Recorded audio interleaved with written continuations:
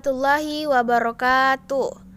Saya atas nama Maya Sari, Angkatan 2021, Prodi Bahasa Indonesia, dengan NIM 2021310224. Baik, di sini saya akan menjelaskan mengenai sejarah singkat puisi untuk memenuhi tugas dari mata kuliah Perencanaan dan Pembelajaran Bahasa Indonesia.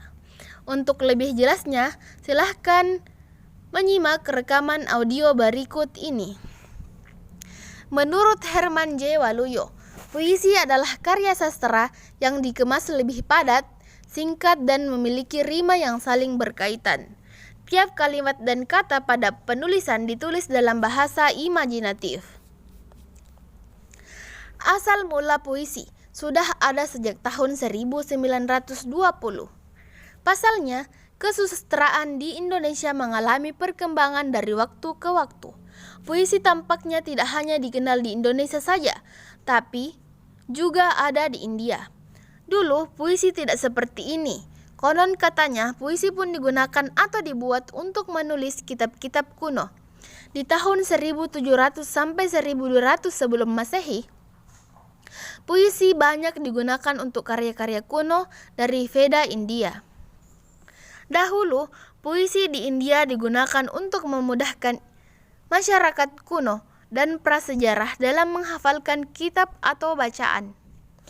Puisi tertua sebenarnya ada di milenium ketiga sebelum Masehi di Sumeria, Mesopotamia, yang sekarang menjadi Irak.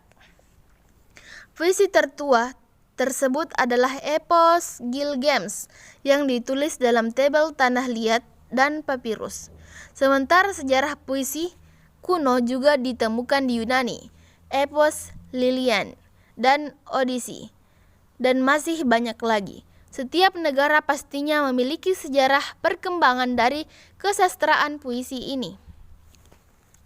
Perkembangan puisi di Indonesia sudah banyak kita temukan sejak masa kerajaan yang masih menggunakan bahasa Sanskerta dan ditulis menggunakan tulisan Jawa kuno, di mana dari hasil karya tersebut dilisankan dapat dinyanyikan.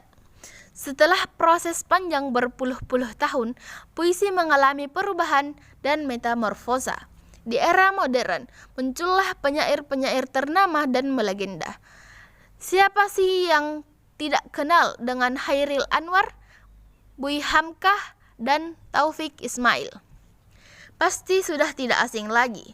Merekalah tokoh sastrawan yang memberi warna puisi di era modern. Pada dasarnya, setiap generasi dan generasi Indonesia memiliki sastrawan yang dapat diunggulkan. Tema yang diperkenalkan pun bermacam-macam. Perbedaan ini terjadi karena pengaruh situasi, kondisi politik, dan banyak faktor lainnya. Pada 6 Oktober 1942, lahirlah Pusat Kesenian Indonesia yang diketahui oleh Sanusi Paneh. Tujuan dari pusat kesenian ini diharapkan Soekarno sebagai tempat untuk menyatukan para seniman-seniman yang baru. Pasalnya, Jepang pernah melarang seniman melakukan perkumpulan organisasi tersebut. Padahal dalam waktu yang sama, Jepang juga tertarik dengan karya sastra seni ini. Itulah pemaparan materi dari saya. Semoga dapat bermanfaat bagi kita semua. Sekian dari saya, terima kasih. Assalamualaikum warahmatullahi wabarakatuh.